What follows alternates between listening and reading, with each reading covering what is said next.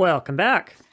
My previous adventures saw me finally landing the right combination of luck, and more luck needed to not immediately get turned into a dirt pancake, culminating in my successfully looting a couple of easy dungeons for some quick levels. This episode, my goals can be summarized in one word. More. More passive buffs, more baubles, more armor, more health, more damage, more everything. The likelihood of me throwing this attempt is inversely proportional to the amount of punishment that I am able to take and dish out, and I very, very much do not want to throw this attempt.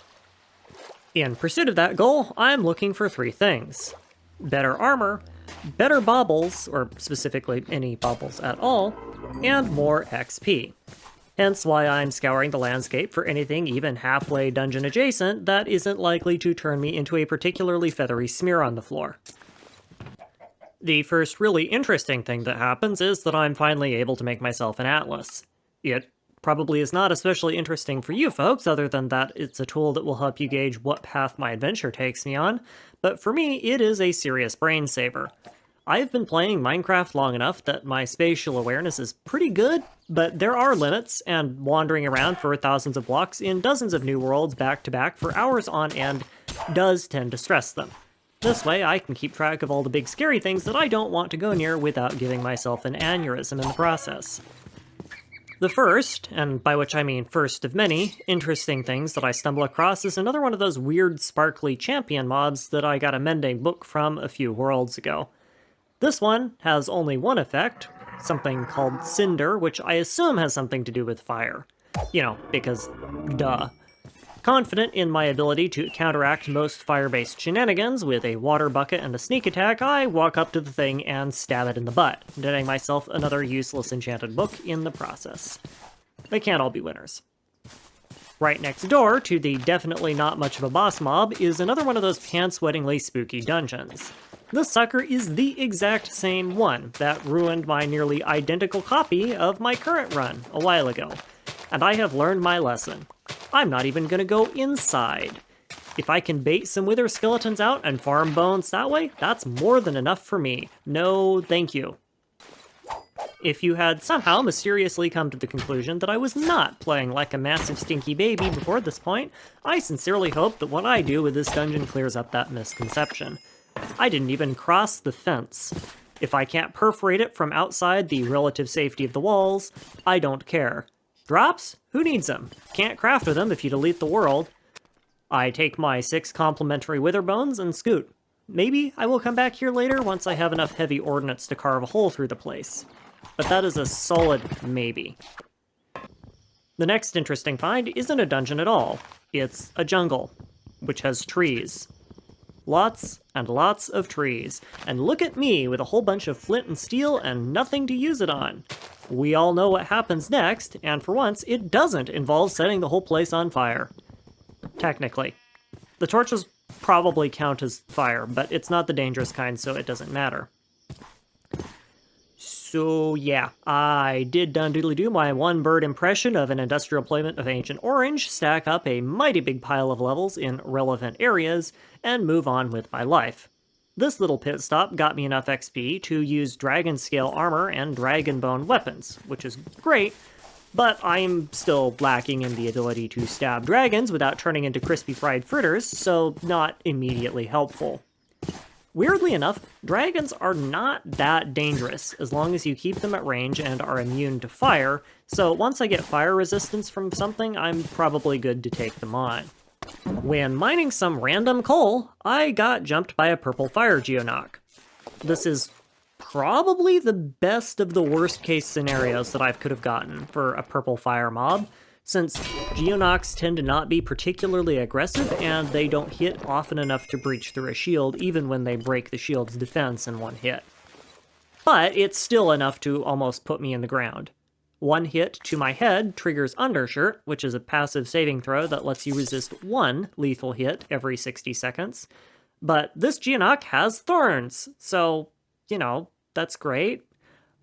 The only reason I didn't lose my world here was I got insanely lucky and was able to take out the geonock, and the thorns damage didn't hit my head. That's literally it. I was just lucky. Another villager-like set piece. The only remarkable thing about it is that I choose to not stab the iron golems this time, since that apparently irritates the Argus guarding the area, and I already lost the run to those guys once. They don't care if you loot the place to the ground, though, so sounds good to me. And immediately after, I'm ambushed by a Blade Fury event. Lycanite's mobs, in addition to having terrible game balance, also has random events that happen once in a while that spawn heaping stacks of stupidly high-level Lycanite mobs all over the place. I've found that the best approach to dealing with these events is don't. Do not engage, hide, let the event pass, and very, very slowly mind your way out underneath the blob of dangerous goo that just got dumped on top of you. So that was a nice waste of time. I ended up surfacing underneath a pool of blue frozen mob spawning ooze, so I end up having to take a little bit of a detour to pop my mining shaft open and immediately book it, chased by frost monsters all the while. Conveniently for me, they run me into another one of those village set pieces that I looted earlier, so I loot this one as well, because there's no sense turning down free stuff. This structure, at least, does have things I'm interested in, and in addition to a truly gobsmacking amount of arrows, I was able to get my hands on a Protection 4 enchanted book and just enough diamond gear to smelt down that I can make a new helm with it. My old helm only had Protection 1 Warming 1, and the real upgrade here may very well be just not constantly having to pour water on myself to deal with the warming effect. Totally not expected, absolutely glad to have it. And almost immediately, I end up regretting that choice, as my next bit of exploring sees me wandering around a frozen glacier biome looking for dragon bones, freezing my tail off. Fighting an actual dragon for their bones is way too dangerous for me right now, but there is no rule in the book that says I can't just pick the things up off the ground. I almost immediately stumbled across another Tier 5 ice dragon corpse while doing this, too, which is really making me question my assumption of how rare these things are. This is like the third one that I've found in 10 worlds of exploring, but I do seem to remember them being harder to find. My mission is completed then in stunning speed, and I hoof it in the direction of yet another village in the distance. And this structure is not a village, it's a dungeon, and it has dragons. No thank you, run the other way. Time passes, and I stumble across what has to be the world's laggiest iron blob. While I'm attempting to mine said iron blob, an entire coastal island village just casually falls out of the sky and lands right in front of me, handily replacing all of the surrounding countryside. Okay, sure. I'm never one to look a gift horse in the mouth, so let's go see what I can steal from there instead. Turns out the answer is quite a lot, once I'm not being pursued by a champion Jengu spawned from the excessive amount of water in the area. Fortunately for me, Jengus are another one of those mobs that don't really benefit from being a champion since their only attack is a ranged projectile that doesn't get the damage buff, so this sucker is basically just free XP and heart crystals. The real treasure from this set piece is the giant iron rods that are used in the construction of the 2 water mills that you can find on the island. They're made out of solid iron blocks and net me a very substantial amount of potential experience that I can unpack once I find another large collection of trees. The rest of the set piece is largely unremarkable. It has a waystone, which is nice for logistical reasons, but other than the iron, the only things of real value here are a few blocks of gold and some emeralds in the palace. Still, the iron makes it well worth the time to explore. Another set piece that I am perhaps disproportionately too happy to see is a fallen meteor set piece. These offer one of the safest ways of getting netherrack in the game, which is probably an odd thing to be interested in, but barring some weird edge cases and baubles I can't obtain right now, there are only really 2 ways of getting fire resistance without risking my neck hoping to get lucky in a dungeon, and this is one of them. The first way is brewing this stuff, which I can do, but that requires netherwort, which is quite tricky to obtain safely. The second is to craft a multi-block from rustic that lets you cook down rustic plants into these kind of potion analogs. Fire resistance from this mod requires aloe, which I don't have yet, but I can find that in savanna and desert biomes, which are not especially difficult to locate. Unfortunately, the structure for brewing these potions requires nether brick to construct, which is why I'm so happy to see the netherrack. While aloe may be lacking, trees are not. When wandering around, I came across another fir forest biome, and the aesthetics of it, combined with the Blue Ridge Mountains I've been clambering over, is so neat that I'm almost tempted to settle down and not destroy this place. Emphasis on almost. My attempts at bulk deforestation very quickly ran into a good problem to have, though, in that I have too much stuff and not enough room for wood. Even after taking a sizable chunk out of the forest, I am still left with 55 iron blocks that need to be rendered down into experience, which does not sound like much until you realize that each iron block can process 16 charcoal blocks worth of torches, which is an absolutely huge amount of charcoal in this mod pack, and, in turn, a huge amount of log. To try and meet that demand, I relocated to a nearby village, set up shop, and made myself half a dozen iron axes. I dumped out my backpack into a chest and got chopping. Logging got put on hold when, deep in the forest, I came across a moss-covered mausoleum. These structures contain a bunch of zombie spawners, and I decided I wanted to farm those out instead.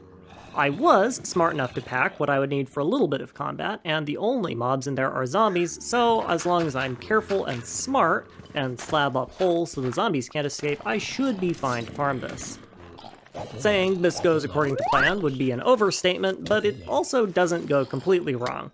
One of the sticky zombies stole my spear almost immediately, but I happen to be carrying half a dozen iron axes for some reason, and those make for perfectly serviceable weapons.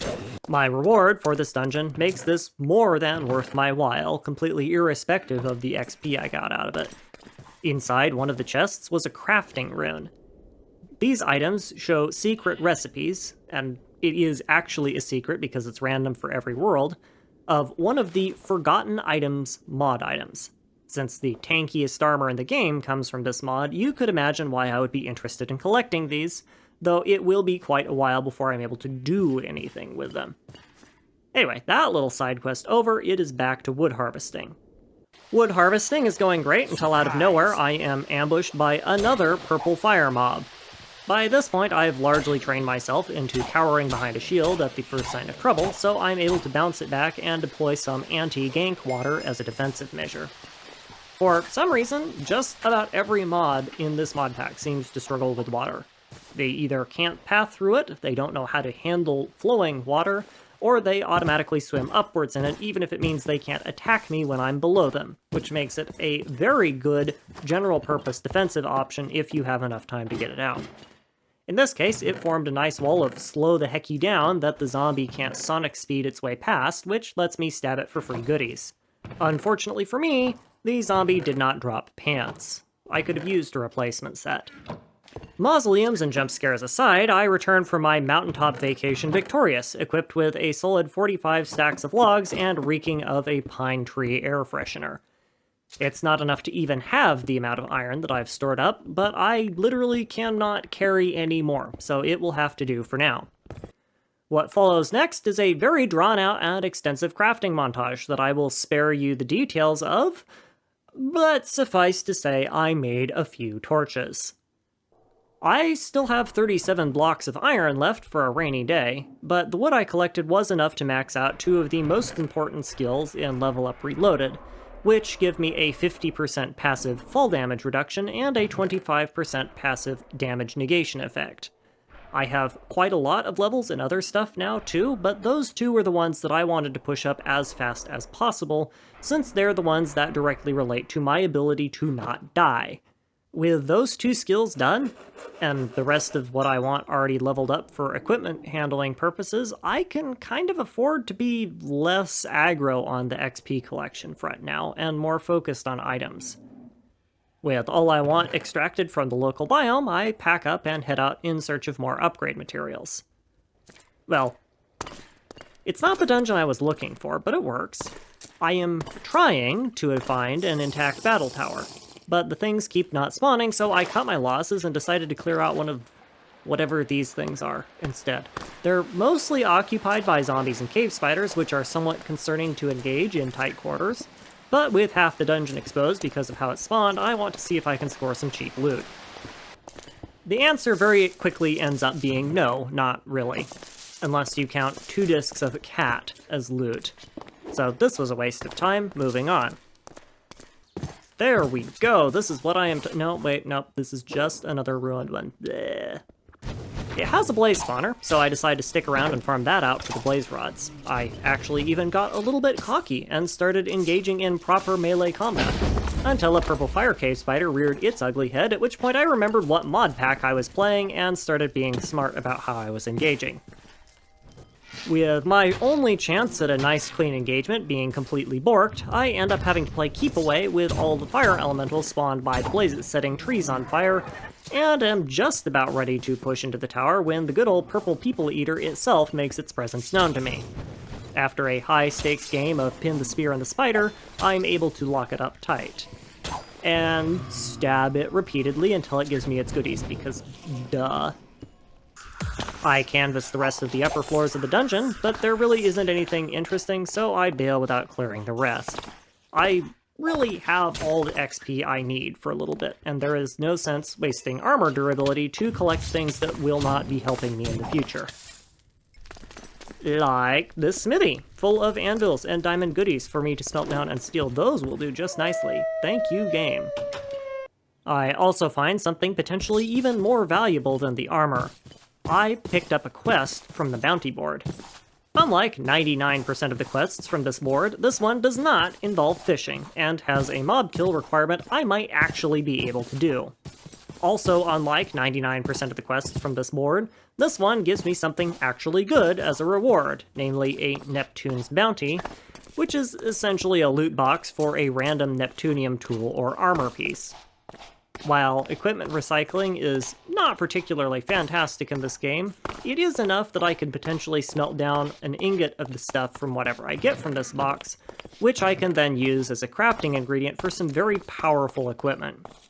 After grabbing the quest, I immediately began backtracking to that half-completed dungeon tower. I know for certain that there is another cave spider spawner down in the basement, and 4 kills of cave spider variety will not take long at all. Hey, yeah, I'm the representative for your HOA?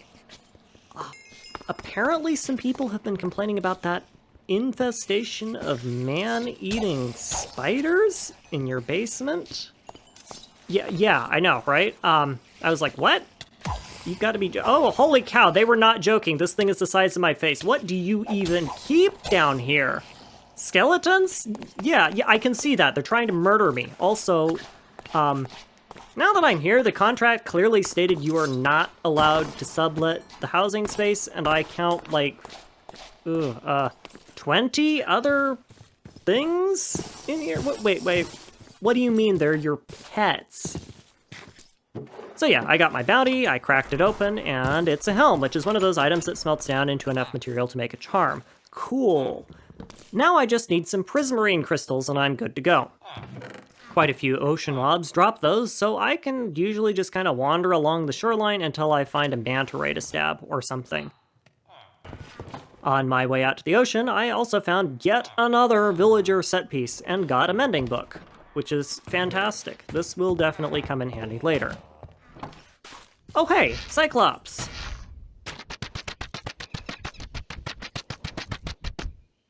Wow, those things are not even worth the arrows I used to kill them. Okay, oh hey, dragon! There's sure a lot of you around here. Also, oh hey, Cyclops! Again! No thank you. I just learned that you are not worth the arrows I would need to kill you. Hey, another Cyclops! And dragon poopy. What, is this corner of the world just ice and fire corner or something? No, thank you. Oh, wait a minute. Do my eyes deceive me? Is that an actual battle tower? I mean, it's in the ocean, so I'm not touching it with a 50-foot pole, but still, I kind of thought those things were extinct. After wandering around for quite some time, I think I have found what I wanted. Sirens are an ice and fire mob that do siren-y things. Normally they live on the open ocean and as such tend to be a largely no-go zone for me until I'm ready to chain kill sea serpents like there's no tomorrow. But unfortunately for this group, they are close enough to the shore to be goose bait, and if I remember correctly, they can drop prismarine crystals. I promise you, normally my aim with a bow is significantly better. Level Up Reloaded has a buff, note the air quotes there, that speeds up the velocity of arrows that you fire, and this is great for hunting things like dragons, which tend to fly high enough that a normal bow would have difficulty getting the arrow up enough to shoot them. But for everything else, all it does is throw my aim off because the trajectory of the arrows is so much flatter than I'm used to. And in my defense, that siren was busting a move. After making a clown out of myself with a bow, I get enough crystals for my charm and book it away to safely craft the thing without worrying about a sea serpent swiping right on me at terminal velocity. This charm, called a sea stone, basically just turns you into Walmart Poseidon and gives you a kind of infinite water breathing, a massive speed boost, and the ability to see clearly in water, and the ability to drink anything without worrying about parasites or thirst. Which simply is a quality of life change more than worth having a talisman slot for.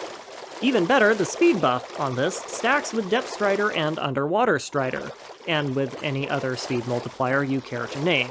When I get properly built up, this stacks high enough to let me outrun pretty much everything in the game. For now, though, what it does is essentially turn rivers into high-speed freeway interchanges, which has some other practical benefits. Most notably, world exploration just got a whole lot easier. Only a few minutes of hypersonic cavitation sees me finding a village positioned near a desert, which is the next ingredient in my power stacking puzzle. Also, interesting thing about this village is that there's a pyramid built right into the middle of it. Village, built on the edge of a river delta near an ocean, bordering a desert, absolutely loaded with cats, and pyramids out the backside? I think I just found Egypt. Time to loot it to the ground. Or not, as the case may be. Something must have spawned in the pyramid before I got here and blew it up, since the loot was gone and it was like this when I got here. Darn. Those vanilla set pieces are one of the few structures that can spawn crafting runes in the overworld, and I wanted to try and loot some more of those. Once I'm done appropriating anything interesting, though there really wasn't much, since at this point I'm kind of too well geared for villages to have much of anything of value right now, I journey out into the desert and wander around for a bit. This lets me grab my aloe, and I find another village, spend a solid 20 minutes cleaning out the village's local mausoleum, because seriously people, clean out your crypts, it's not hard. This place was worse than my in-laws' garage, and I even tried to farm some husks for a bauble that will let me be immune to hunger. No luck there, but all in all, I was able to get back to my hometown feeling pretty satisfied with my little journey. Alchemy brewing is essentially the same thing as regular brewing. You just do it differently with a different block. You have to construct your retort multi-block, making sure that the little side block thingies are facing so the pointy out tube faces the main block. Fantastic instructions right there. Once that's in place, add water, throw the items you want to craft into the retort, and add bottles and fuel, and you just kind of wait. It's pretty simple. We will, of course, ignore the looming question of how drinking a fluid distilled from coal tar, aloe, horsetail, and bricks renders you resistant to fire, but I've largely become immune to the idea that the RL part of this modpack's name stands for real life. Also, anytime winter would like to go away and never come back would be great, thanks. Now that I'm equipped with fancy orange woo-woo juice, the final ingredient to my flying scaled skyrat killing build is complete. Dragons have multiple different attacks. Their melee ones I don't really care about, since they will never be getting close enough to me to use them, but there are two ranged attacks that I need to work around. The first is breathing fire, because, you know, dragon. Like Blaze's, Dragon Fire Breath is a purely fire-based attack and has no physical component, which means that being immune to fire also makes you immune to the attack entirely. The second attack is hacking up a giant fire bomb and spitting it at you. This does have quite a significant physical component and tends to do quite a lot of damage if it lands, but it's slow and I'm not, so usually you can dodge them pretty easily. When aggroed in the air, dragons will slowly fly down towards you, alternating between these two attacks. Once they're on the ground, they will usually try to get close enough to grab or bite you, both of which do substantially more damage, which is something I want to avoid. Conveniently for me, I am Walmart Poseidon, and as such has such a stupidly high over-water speed that I can basically run rings around these poor dragons, even if they aren't stuck in water themselves. With your primer on dragon fighting complete, suffice to say that my first dragon battle goes pretty smoothly.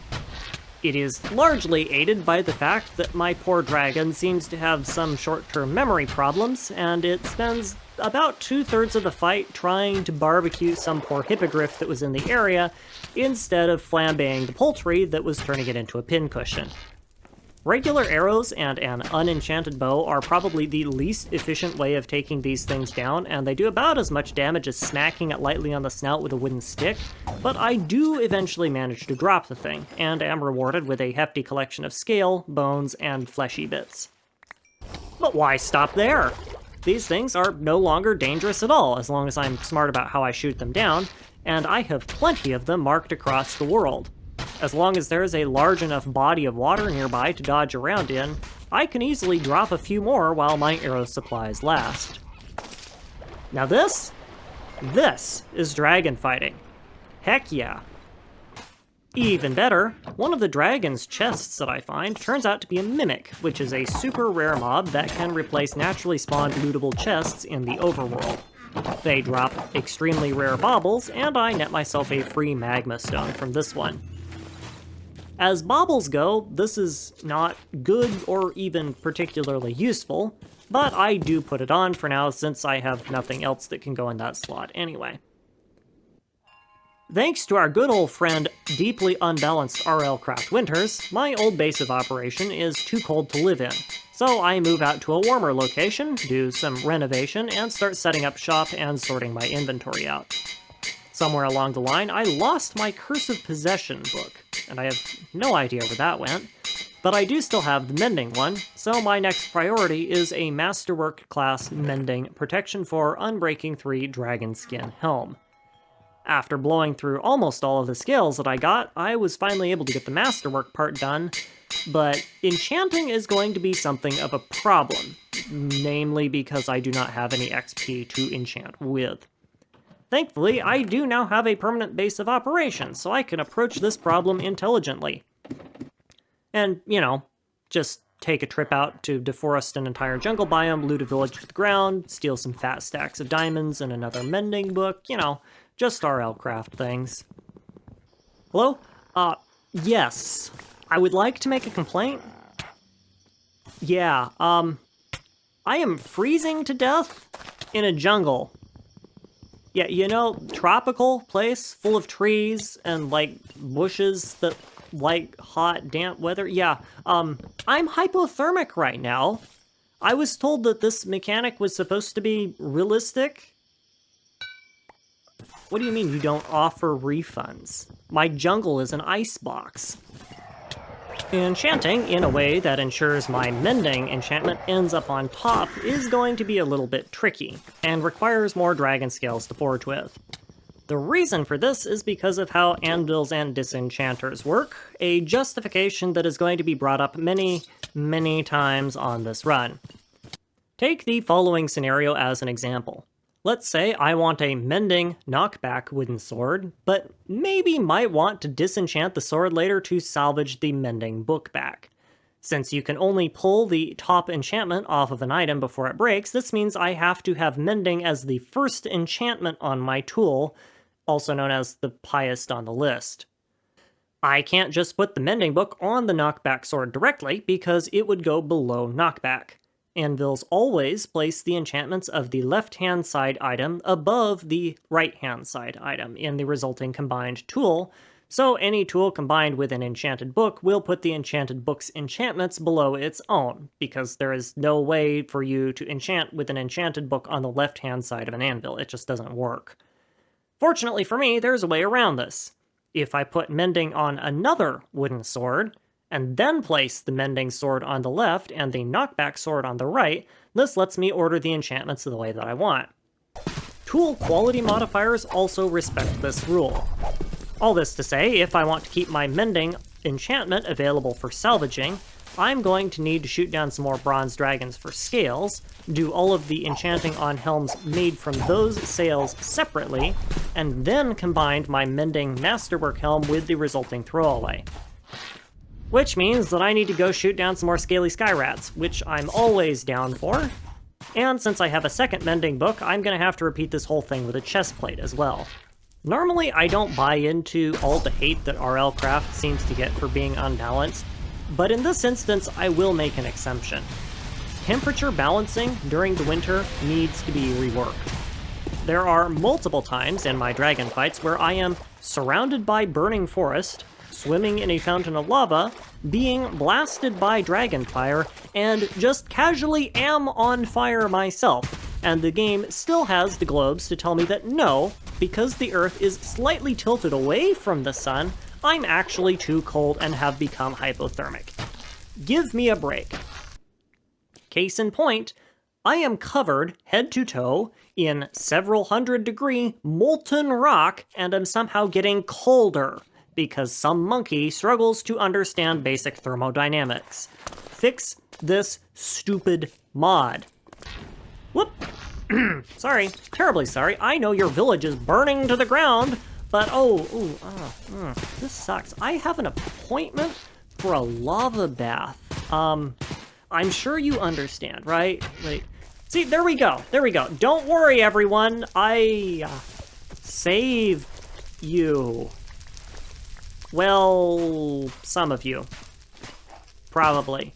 But hey, your blacksmith stepped out, so you don't mind if I just pop in and pick a few things up, right? Yeah, anyone? Anyone? That nonsense out of the way, I have enough scales now to make a couple more helms for armor stacking, and with a little bit of anvil magic, there we go. A masterful mending, protection, and unbreaking helm. If everything goes to the plan, this helm should last until my endgame armor set is complete. Shortly after, my chestplate follows suit. It even comes with bonus thorns, which normally I would never bother with this early on in the run, but I'm not going to turn it down if they are free. In vanilla Minecraft, thorns is basically just an excuse to break your armor faster, but in RLCraft there are a lot of fast, weak mobs that I struggle to secure hits on, so this is a serious value add for that reason alone. In addition to turning me into the walking definition of anti-drip, making these two pieces of armor was enough to entirely deplete my supply of dragon scale again. So I venture out and shoot down some more. I promised you, the winged skyrats have it coming. Many of my previous hardcore runs have ended prematurely because one of these stupid things jumped out of the bushes looking for a snack, so I consider this rightful vindication. Plus, they are made out of valuable armor and weapon components, so I'm kinda doing double duty here. This dragon got smart, and summoned a champion explosive elemental as it stand. Clever girl. This serves as an excellent opportunity to demonstrate why Walmart Poseidon is so stinkin' overpowered. Tremors, like basically every other mob in existence, don't understand what water is, and that fact alone is what makes the difference between getting my rear handed to me and surviving this encounter. This sucker would have eaten through my armor in about 2 seconds flat. Walmart Poseidon saved my life. My last dragon hunt of the episode goes sideways, as is typical for everything I do in this mod pack, because I'm ambushed by yet another one of those stupid Lycanite events. No, I do not wish to brave the storm. I am quite happy running in terror from the storm, thank you. After avoiding that nonsense, the real trouble starts when the dragon I'm hunting gets a lucky hit in, not on me, but on my lava block, and destroys it. Despite being surrounded by fire and regularly being breathed on by the selfsame fire-breathing dragon, this means that I start freezing to death, which will probably chip me down before I can finish the dragon off, so I abort the mission.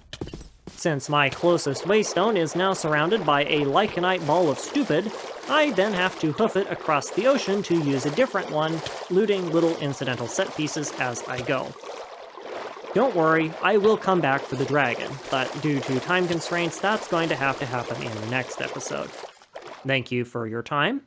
Channel support is nice, I guess, if you're into that sort of thing, and I hope you enjoyed.